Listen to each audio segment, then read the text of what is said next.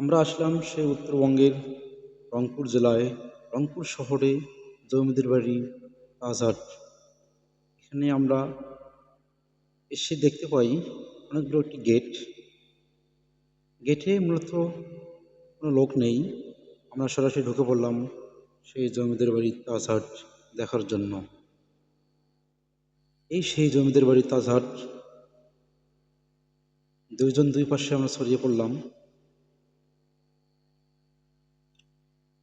আমরা ভেতরে ঢুকবো এই জমিদের বাড়ি ভেতরের অংশ দেখার জন্য। আপনার পাশেই থাকবেন। এটা হচ্ছে সামনের চিত্র। অনেক সুন্দর বাগান, কত সুন্দর। এখানে প্রতিনিয়ত লোকজন আসে এখানে দেখার জন্য এই জমিদের বাড়ি।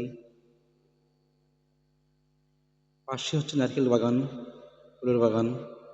এটা হচ্ছে অনেক বড় এরিয়া। আর এই জমিদের বাড়ি স্থাপিত হয় 1879 সালে, যার কক্ষ ছিল 22টি এবং বারান্দা 3টি। এই জমিদের বাড়ি উঠতে গেলে সিঁড়ি বয়ে উঠতে হয় অনেক দূর, নিচ থেকে অনেক দূর, অনেক উপরে এই জমিদের বাড়ি।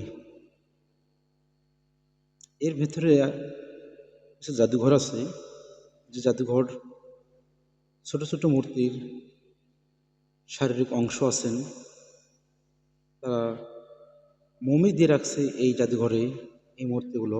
এখানে প্রতিনিয়ত অনেক পর্যটক আসে দেখার জন্য এই জমিদের বাড়িটি। অনেক সুন্দর জায়গা এবং জায়গাটি অনেক বড় স্পেস, যেটা আসলে সারাদিন ঘুরেও শেষ করা যাবে না, এত সুন্দর এই প্রাসাদটি। এবং এর আশেপাশে অনেক জায়গা, অনেক সুন্দর সিনারি। ধন্যবাদ বন্ধুরা এখানে আসার জন্য।